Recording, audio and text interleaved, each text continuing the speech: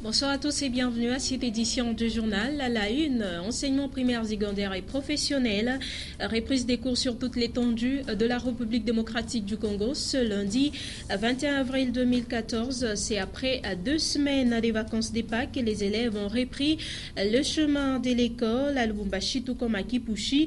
Les cours se sont donnés normalement.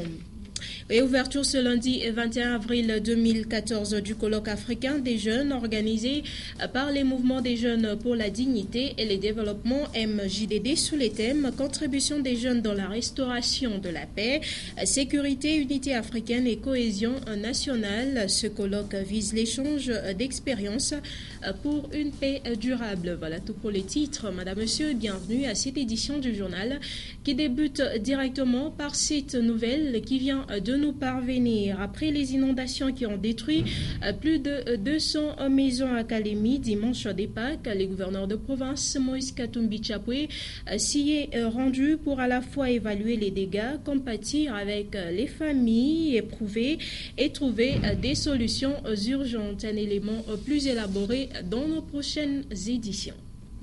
Je le disais tout à l'heure, ce lundi 21 avril 2014, que les cours ont repris sur toute l'étendue de la République démocratique du Congo. Après les vacances des Pâques à Lubumbashi, la rentrée a été effective dans les écoles, bien que timides. Les cours se sont dispensés normalement. Suivez. Après 2 semaines de vacances de Pâques, les Bleus et Blancs ont repris le chemin de l'école. Dans différentes écoles de Lubumbashi, tout s'est déroulé normalement. Après ce temps de repli, les élèves, que ce soit du primaire ou du secondaire, amorcent déjà les tout derniers virages vers la fin de l'année scolaire édition 2013-2014. Occasion pour les enseignants de parfaire leurs programmes respectifs pour ainsi rester en conformité avec le calendrier scolaire. Prudence donc pour les élèves qui traînent encore les pas à la maison. On a trouvé bon, peut-être à partir de la rentrée est très timide. Or, avant d'aller en vacances de Pâques, nous avons insisté aux parents et aux élèves de ne pas s'absenter le jour de la rentrée. Mais du fait que nous avons demandé un peu, ou on donne un peu l'ultimatum aux parents de nous aider un peu là. Parce que quand nous sommes presque à la fin de 3e période, si les enfants traînaient encore à la maison, ça serait un problème très sérieux. Alors c'est dommage.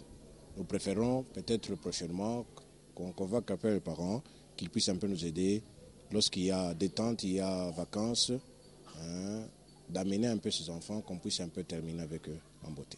A préciser que ces vacances n'ont pas été de tout repos pour les élèves finalistes qui ont mis à profit cette période pour les préparatifs de la phase préliminaire des épreuves nationales prévues dans quelques jours.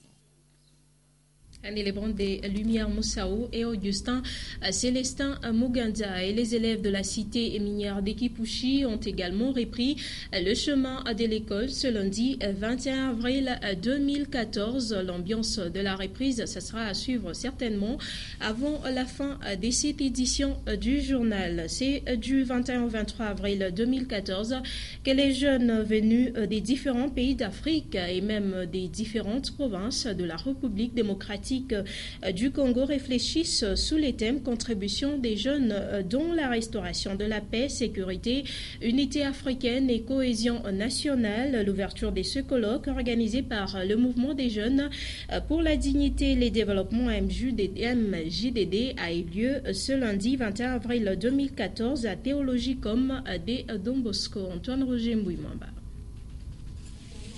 L'ouverture de ces colloques internationaux de jeunes venus de plusieurs pays africains aux côtés de leurs pairs de toutes les provinces de la RDC a eu lieu ce lundi 21 avril 2014 au Théologicum Don Bosco de Lubumbashi.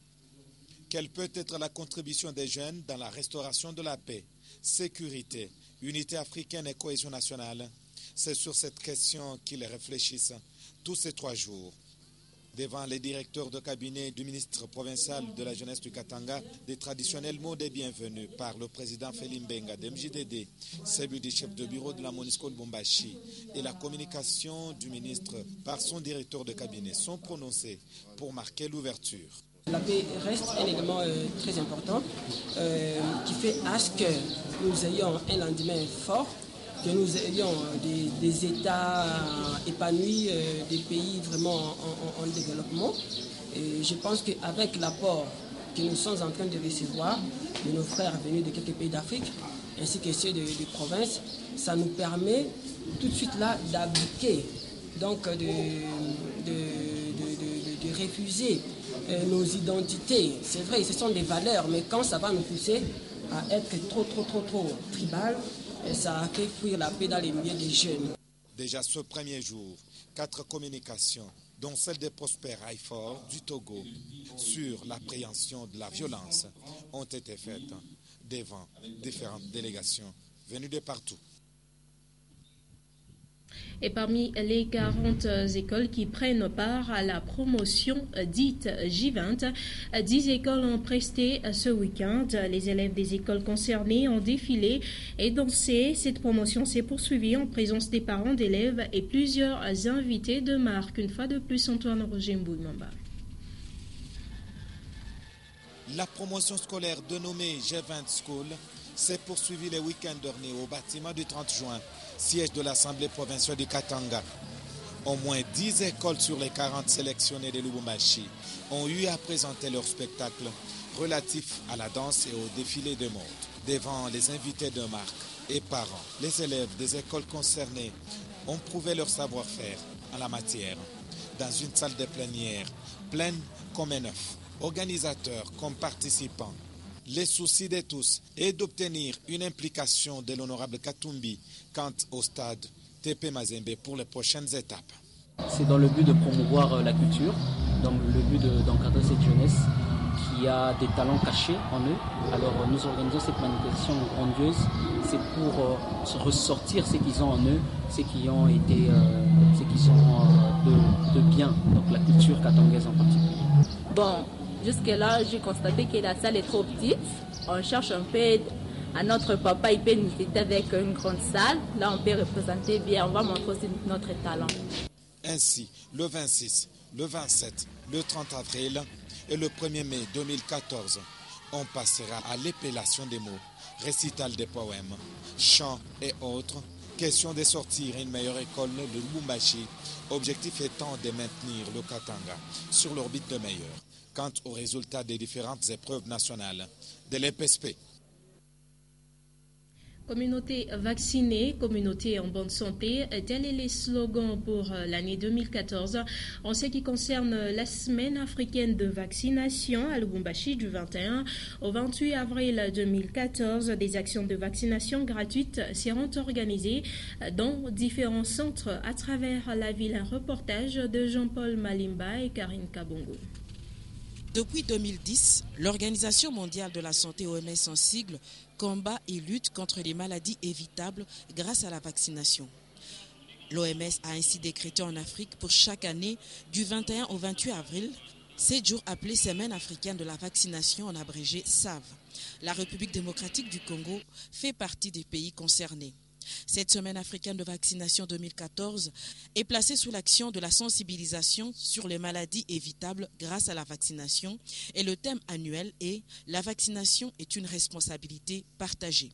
Je crois que cette semaine, la semaine africaine de la vaccination, cadre avec les objectifs fixés dans le plan mondial pour le vaccin. La vaccination est gratuite et les parents devront dénoncer toutes les structures qui font payer ce vaccin, puisqu'il leur a été donné gratuitement pour administrer aux enfants de manière gratuite. Il faudra que les parents puissent nous aider à briser cet obstacle qui est la facturation de la vaccination, qui depuis la politique nationale reconnaît la vaccination comme une intervention gratuite. Pour les activités durant toute cette semaine africaine de vaccination, les parents louchois qui ont des enfants non vaccinés vont bénéficier gratuitement des vaccins dans les centres de santé les plus proches. La semaine africaine de vaccination qui va du 21 au 28 avril 2014 est une initiative nationale approuvée par l'OMS en vue de combattre les maladies évitables grâce à la vaccination. Ces maladies sont cause de morbidité et mortalité infantile, le cas de la rougeole et varicelle.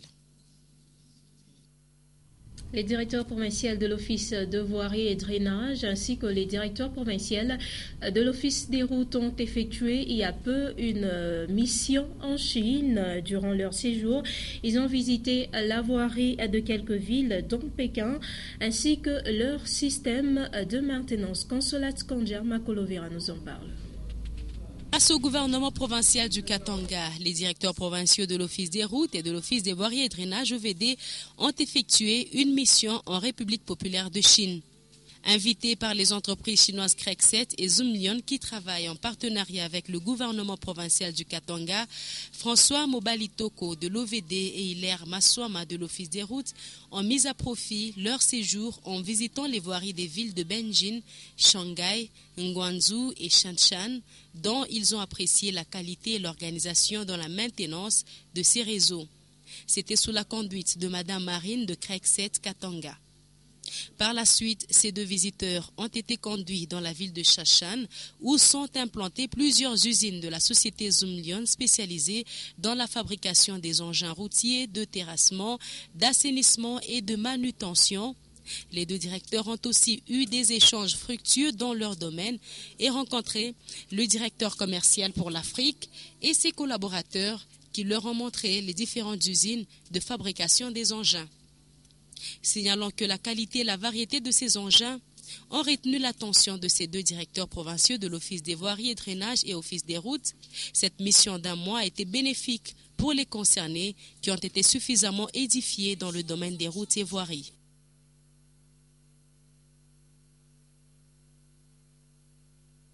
Et puis les usagers de la route reliant les quartiers Tabakongo à la localité des Sambois n'ont pas des tâches faciles. Cette route en terre battue et des dessertes agricoles se trouve être dans un état de délabrement très avancé. La demande des habitants de toute la vallée de la Kafoubou aux autorités est de voir cette route être réhabilitée. Un reportage de Louis Loumami et Léon Magloire Monga. Longue d'environ 35 km, la route en terre battue qui relie le quartier Tabakongo à la localité de Sambois est loin d'être praticable. La récente saison pluvieuse garde encore ses traces sur ce tronçon de desserte agricole. Dans cette boue et ces flaques d'eau, même les camions 4x4 s'embourbent. Ceux des cultivateurs ou des séminaristes qui empruntent au quotidien cette artère effectuent un véritable chemin de la croix. Nous avons beaucoup souffert avec cette route. À part ça, il y a aussi la tracasserie des hommes en uniforme. Nous demandons aux autorités de penser vraiment à nous. Nous sommes vraiment dérangés par les hommes en uniforme. Si tu n'as pas 500 francs, tu ne vas pas passer à la barrière. Que les autorités voient un peu ces cas. Nous avons beaucoup souffert. Pour sa part, le chef de la localité de Sambois a proposé quelques pistes de solutions face à cette difficulté. Monsieur Guilain Capito s'est livré au micro de Nyota Radio et Télévision. Nous ne demandons pas qu'on mette les goudrons de Sambois jusqu'à la Kafoubou. Ne fût-ce que charger la latérite. Et ça va soulager nos pauvres paysans. Kafoubou, Sambois et plusieurs autres localités de la vallée approvisionnent la ville de Lubumbashi en produits des champs. Et si cette situation perdure, ces localités seront enclavées et par conséquent, les produits vivriers en provenance de ces coins verront leur prix purement et simplement haussé dans la ville de Lubumbashi. Et revenons sur l'ambiance de la reprise des cours dans la cité minière d'Ekipushi. C'est avec Louis Loumami et Patricia Nasmo-Kabea. Les élèves de la cité minière de Kipushi n'ont pas dérogé à la règle. Ils ont bel et bien repris les cours ce lundi 21 avril après les vacances des Pâques bien méritées. Mais il s'avère que le quorum des élèves dans les salles de classe n'est pas atteint. Sur 100%, quand même, nous avons eu au moins 40% des élèves qui sont venus à l'école se sont présentés aujourd'hui. Et ça peut être dû à quoi? Bon, ça peut être aussi problème de fête de Pâques aussi. L'idée, on a commencé et les enseignants, ils ont donné cours sérieusement. Donc ici chez nous, on n'attend pas les élèves. Si nous sommes là avec les 40% des élèves qui se sont présentés aujourd'hui, on a démarré.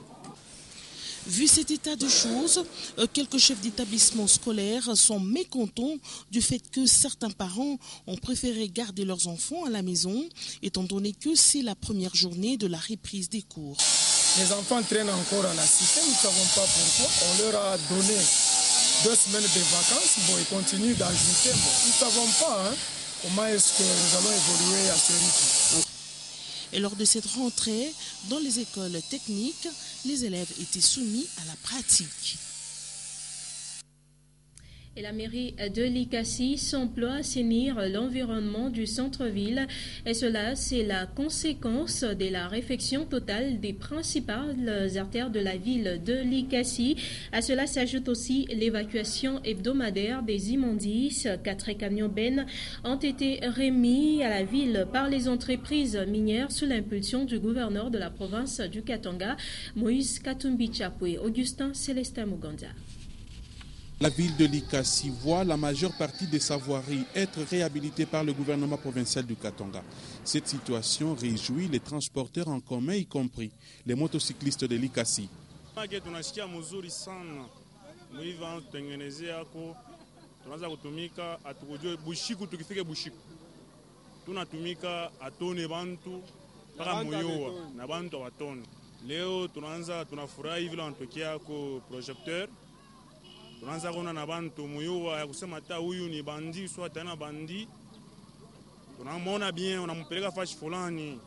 Et pour protéger la voirie urbaine, les égouts sont régulièrement curés.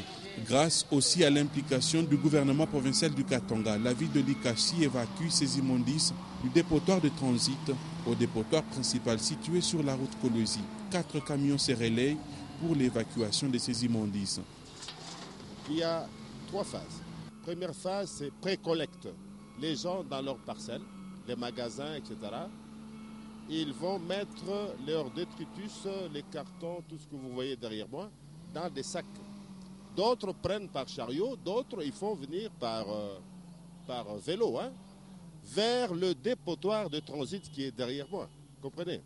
Alors, après, nous, avec les camions, chargeuses, etc., nous venons évacuer cela vers le dépotoir définitif qui est du côté sur la route de Kolwezi. La mairie de Likassi s'appuie aussi sur une brigade d'assainissement qui s'emploie régulièrement à rendre propre le centre-ville et jusque-là, ça semble marcher. Et les chrétiens des Saint-Amand de la Rouachi ont accueilli en visite pastorale l'archevêque de Lubumbashi à l'occasion de la célébration de la fête des Pâques. C'est depuis 2 ans que cette visite a été attendue. Monseigneur Tafunga Mbayo a reçu pour sa visite différents cadeaux. Une fois de plus, Augustin Célestin Muganda. Pour célébrer la Pâque, l'archevêque de Lubumbashi, Jean-Pierre Tafunga, a choisi la paroisse catholique Saint-Amand de la Rouachi. Dès son arrivée, les couleurs de la fête se sont annoncées par 2 filles qui l'ont fleuri. La paroisse Saint-Amand a le réel plaisir de vous recevoir dans sa communauté, famille de Dieu. Que vive Saint-Amand, notre papa. Que vive notre paroisse, famille de Dieu. Que vive l'Église ressuscitée. Alléluia.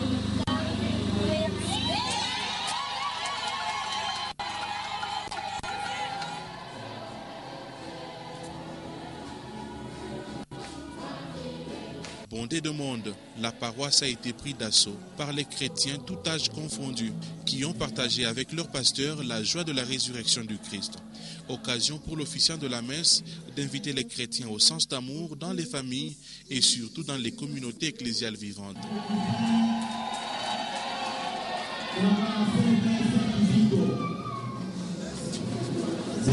Des offrandes et des cadeaux ont été remis au prince de l'église catholique de Lubumbashi par les chrétiens de la paroisse Saint-Amand. Des présents qui vont renforcer le soutien qu'apporte l'archevêque de Lubumbashi dans des œuvres sociales, y compris au-delà des frontières de son diocèse. Après la célébration eucharistique, les chrétiens ont partagé un repas fraternel avec leur évêque, un jour de Pâques, mais surtout un jour de joie pour la paroisse catholique Saint-Amand. De cette édition du journal qui a retenu à la une enseignement primaire, secondaire et professionnel, reprise des cours sur toute l'étendue de la République démocratique du Congo ce lundi 21 avril 2014. C'est après 2 semaines de vacances des Pâques que les élèves ont repris le chemin de l'école à Lubumbashi tout comme à Kipushi. Les cours se sont donnés normalement. Ouverture ce lundi 21 avril du colloque africain des jeunes organisé par les mouvements des jeunes pour la dignité et les développements MJDD sous les thèmes contribution des jeunes dans la restauration de la paix, sécurité, unité africaine et cohésion nationale. Ce colloque vise l'échange d'expériences pour une paix durable. Merci à vous de nous avoir suivis. Les prochains rendez-vous avec un autre journal télévisé, c'est tout à l'heure à 23h avec Diane Kassongo-Nyota.